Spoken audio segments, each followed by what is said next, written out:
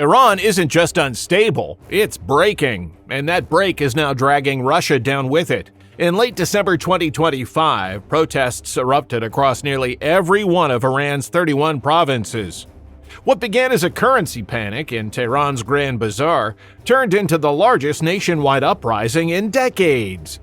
The numbers tell the story: inflation above 40%, food prices up more than 70%, the rial collapsing to nearly 1.5 million to the dollar, wiping out savings almost overnight.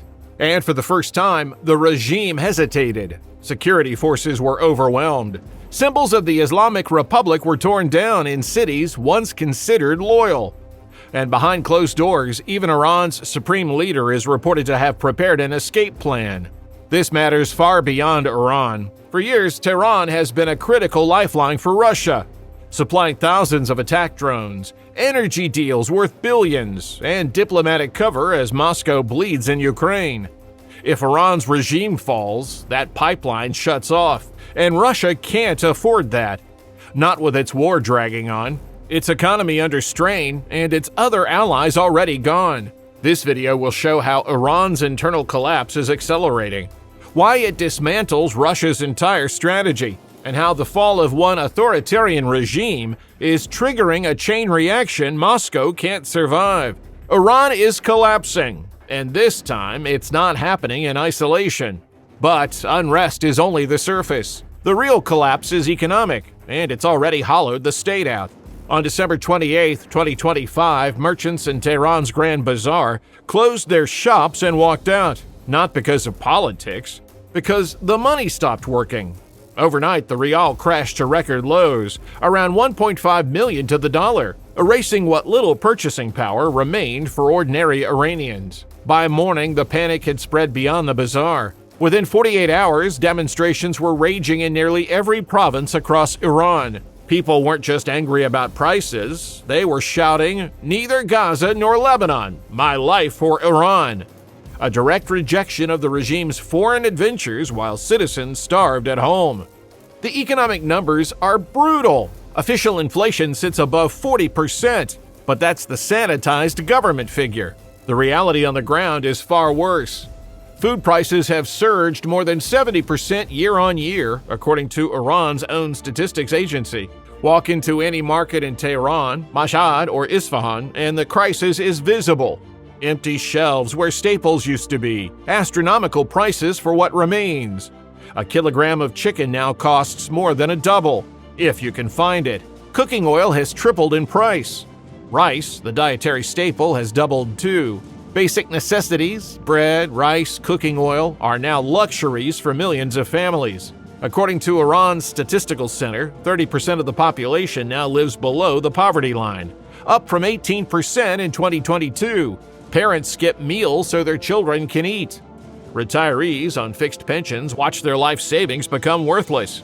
A pension of 50 million rials per month that could buy a month's groceries in 2024 now covers less than a week. Middle-class families who once lived comfortably are now deciding between medicine and food. And it gets worse. Iran is facing rolling blackouts during one of the coldest winters in years.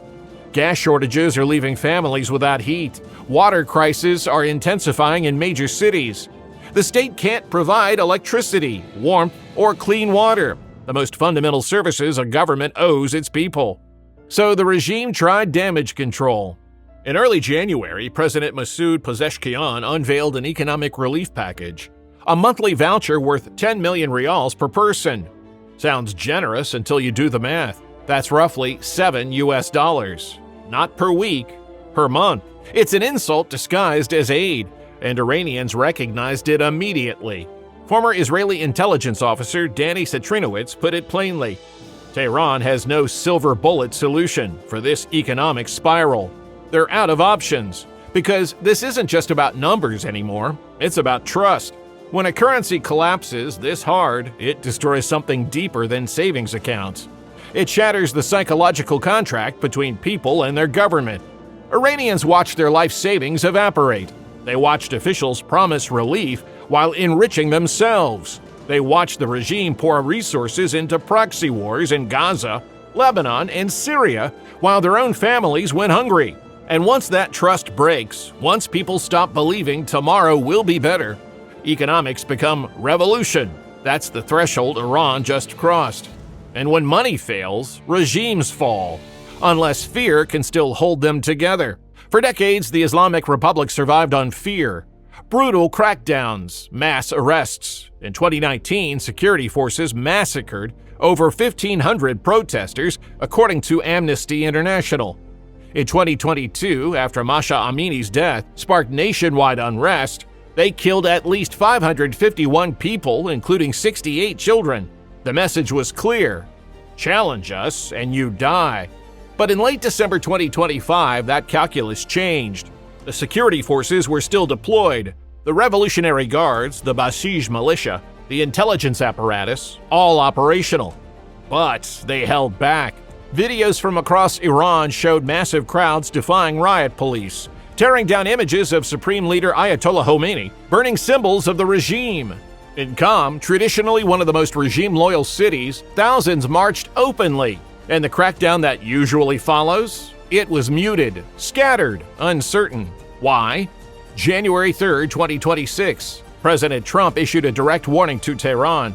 If they start killing people like they have in the past, the U.S. will hit them very hard. This wasn't posturing. That same day, American special forces stormed Venezuela, seized dictator Nicolas Maduro, and flew him to New York to face drug trafficking charges. Maduro, protected by Russian military advisors, propped up by billions in Iranian oil deals, was in U.S. custody within hours. Iran's rulers watched one of their key allies get plucked from his palace and caged. According to Reuters, reporting from Tehran, officials now face what they call twin pressures. Uprising at home, American military threats if they massacre protesters. They're cornered. Can't placate the protesters, can't obliterate them without consequences. And that paralysis is fatal for authoritarian regimes. Behind the scenes, the panic runs deeper.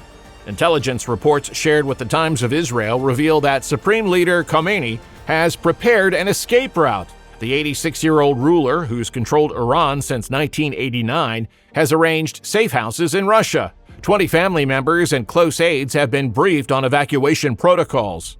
The destination is Moscow. Newsweek confirmed the reporting through separate intelligence sources, adding that Khomeini has moved assets abroad in preparation. This is the man who built an empire of proxy militias from Lebanon to Yemen, who pursued nuclear weapons for decades, who survived wars and sanctions. Now he's packing exit bags. That's not confidence. That's someone who knows the walls are closing in. Alex Vatanka of the Middle East Institute said it plainly. I have certainly not ever seen this level of hopelessness inside the Iranian regime.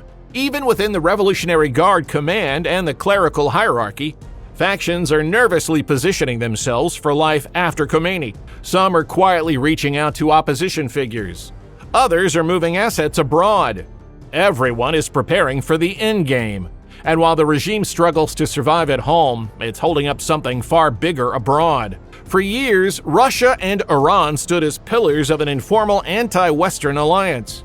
Two sanctioned regimes, isolated by the international community, propping each other up.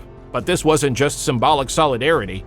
It was a strategic partnership with measurable material value, especially for Moscow. When Russia launched its full-scale invasion of Ukraine in February 2022, its forces burned through precision munitions at unsustainable rates. Western intelligence documented Russia firing 20,000 artillery shells daily in the war's opening months. Iran provided the solution: Shahed 136 kamikaze drones. The numbers tell the story. Each Shahed cost roughly $20,000 to manufacture. A Russian-caliber cruise missile costs $6.5 million. In 2022, Russia ordered 2,400 Iranian-made Shahed drones. That's $48 million in Iranian hardware, replacing what would have cost Russia $15.6 billion in domestic alternatives. By 2025, Iran had delivered thousands of them. Russia deployed them to obliterate Ukrainian power infrastructure during winter months. The psychological impact was calculated. Ukrainians learned to dread the distinctive buzzing sound hours before strikes. By 2023, Iranian instructors were embedded in Russian facilities, training crews and transferring manufacturing capability. Tehran didn't just sell weapons, it transferred capability. That made Iran indispensable. But the partnership runs deeper. On the economic front, Russia invested $4 billion in Iranian oil infrastructure by April 2025. Moscow became Tehran's largest foreign investor, signing contracts to develop 7 major Iranian oil fields. The partnership extended beyond energy. Russian Mir payment cards were deployed across Iranian banks to bypass SWIFT sanctions. Trade between the two countries doubled from $4 billion in 2021 to $8 billion by 2024. Railway connections were under construction to link their economies. Gas swap agreements were signed to move Iranian gas through Russian pipelines to European markets despite sanctions. In January 2025, Putin and Iranian President Pezeshkian formalized this with a comprehensive strategic partnership treaty. The document notably excluded any mutual defense clause. Russia committed to trade, not military protection, but the economic interdependence was undeniable. Still, the partnership gave both regimes something critical: legitimacy through association. Putin could claim Russia wasn't isolated by leading an alternative world order with powerful allies. Iran could leverage Russian political cover at the United Nations and in regional disputes. Moscow maintained a military presence in Syria through Iranian coordination. Tehran gained access to advanced Russian weapon systems, including fighter jets and air defense platforms. They were locked in mutual dependency. This isn't partnership, it's oxygen, and Russia has been breathing it deeply for 3 years. So what happens when that oxygen supply starts to collapse? If Iran's regime falls or fundamentally changes, Russia faces immediate tangible losses. Start with the battlefield. Iran's supply of drones and munitions has been one of the few reliable external sources for Russia's war in Ukraine. If Tehran's government collapses, that pipeline shuts down immediately. Russia would depend entirely on domestic drone production, which the Kyiv Independent estimates at roughly 2,700 Shaheds monthly. Worse, a new Iranian government will likely cooperate with Western intelligence. That means exposing the smuggling networks that move Chinese semiconductors and Turkish components into Russian weapons factories. That means sharing details on Russian procurement officers operating through front companies in Dubai and Istanbul. That means closing the sanctions evasion routes that currently keep Russia's military-industrial complex functioning. Suddenly, sustaining the war at current intensity becomes far harder. Then there's the economic fallout, billions of dollars in Russian investments. Those oil field contracts, infrastructure projects, energy deals could evaporate overnight. Any successor government in Tehran, especially one emerging from a popular uprising, is unlikely to honor secretive agreements made with Putin's Russia. Russian companies working in Iran might be expelled. Assets could be seized. The massive economic beachhead Moscow spent years building would vanish, wasting investments already sunk and closing off future gains. Strategically, Russia loses its anchor in the Middle East. Without Iran's cooperation, Russia has almost no relevance in a region stretching from the eastern Mediterranean to the Persian Gulf. Tehran currently helps Russia exert influence over neighboring areas like the Caucasus and Central Asia. Iran borders Azerbaijan and Armenia, two countries where Russia wants to maintain dominance. If new Iranian leadership adopts a nationalist or pro-Western stance, Iran might no longer coordinate with Russia on such issues. That weakens Russia's leverage across multiple regions simultaneously.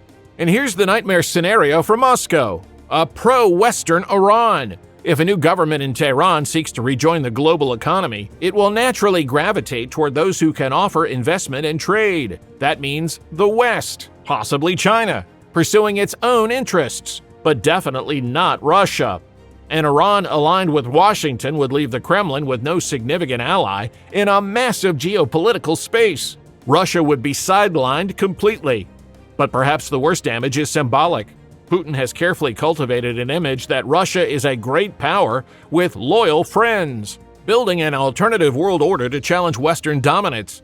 The collapse of one of those prominent partners directly undermines that narrative. And it's not just Iran. In 2024, Syria's Bashar al-Assad, sustained for years by Russian air power, was finally overthrown, ending Moscow's multi-billion-dollar intervention there. In early January 2026, Venezuelan strongman Nicolas Maduro was captured by U.S. forces, ending another Russian foothold in the Western Hemisphere. Now, Iran's Ayatollahs might be next. That's 3 major allies lost in roughly a year. The message to potential partners is unmistakable. Betting on Putin's Russia is a losing gamble. It tells not just the Russian public, but also the Russian elite, that Putin's grand strategy is failing. And when leaders lose that aura of inevitability, when their alliances crumble, rival factions within their own systems start maneuvering for advantage. Russia doesn't lose an ally, it loses a limb. And history shows this isn't how collapses end. It's how they spread. There's a documented pattern to authoritarian collapse, and it's rarely isolated. 1989. Poland's Solidarity movement forced free elections in June. Hungary opened its borders in September. East Germany's wall fell in November. Czechoslovakia's Velvet Revolution succeeded in December. Romania's Ceausescu was executed on Christmas Day. 5 communist governments collapsed in 6 months. Why?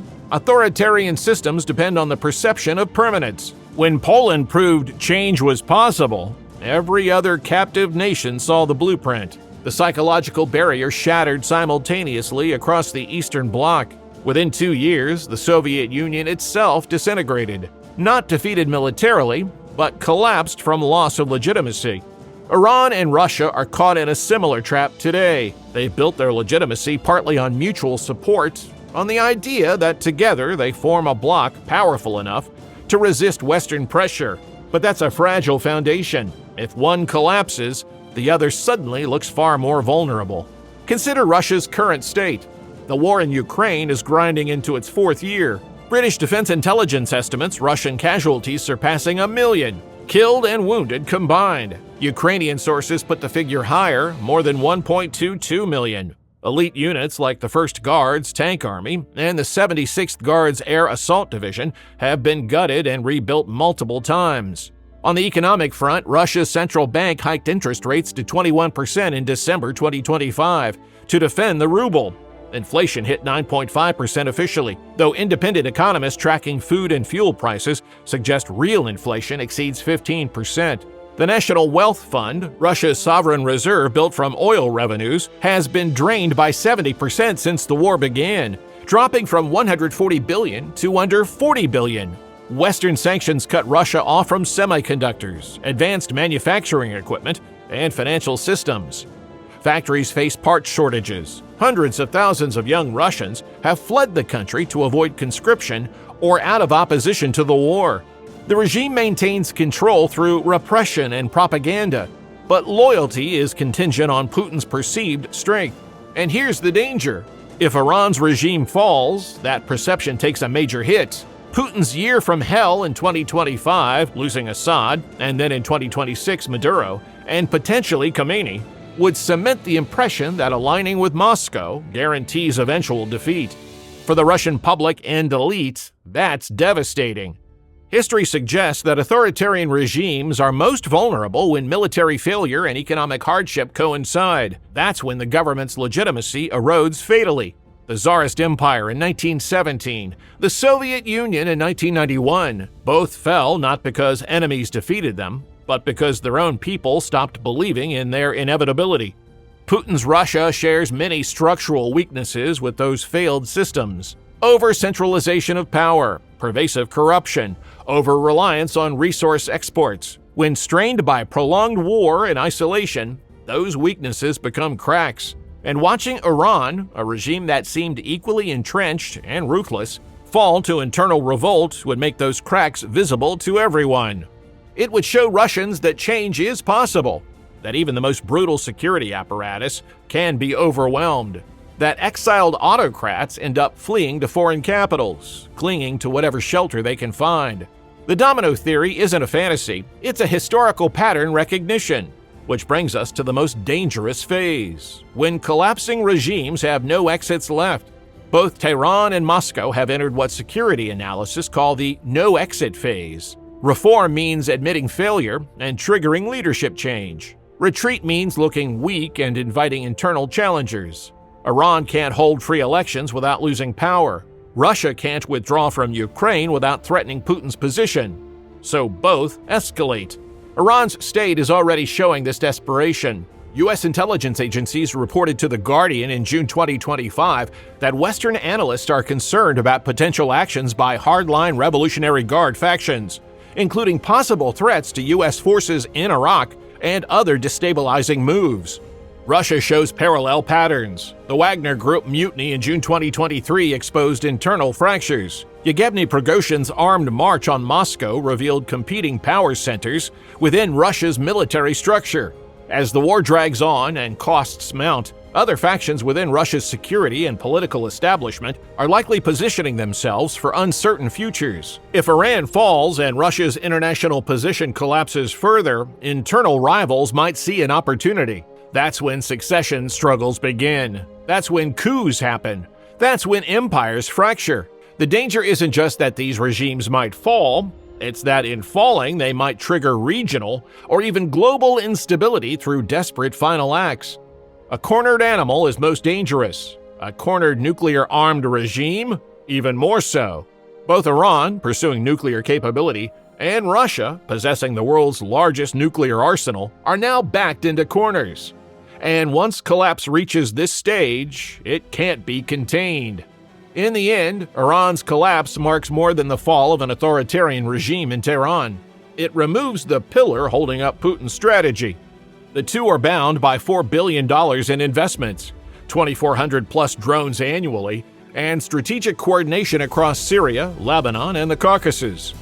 When one pillar falls, the structure comes down. The visual is stark.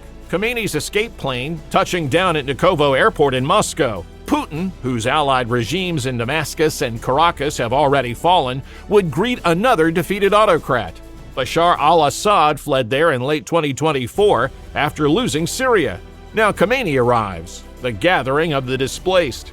For Russia, losing Iran means the Ukraine battlefield tips further against Moscow. The Institute for the Study of War projects that without Iranian drone resupply, Russia's strike capacity against Ukrainian infrastructure will drop. Economic isolation deepens without Iranian sanction workarounds. The domestic political calculation shifts as Russian elites watch one of their last major allies collapse.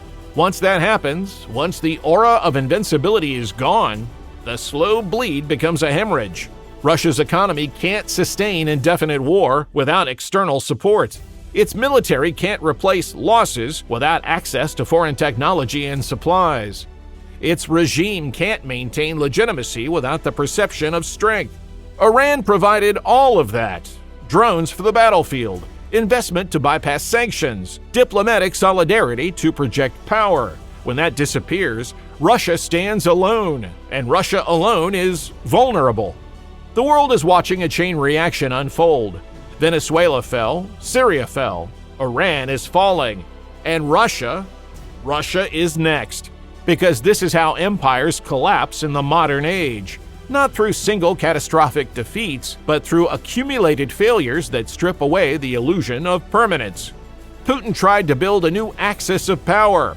Instead, he's watching his partners topple one by one, each fall bringing Moscow closer to its own reckoning. The Islamic Republic survived for 46 years by convincing people it was eternal. The Putin regime has survived for 25 years on the same premise. But Iran's protesters are proving that nothing is eternal, and Russia's elites are taking notes. Iran is collapsing, and this time, Russia is going with it.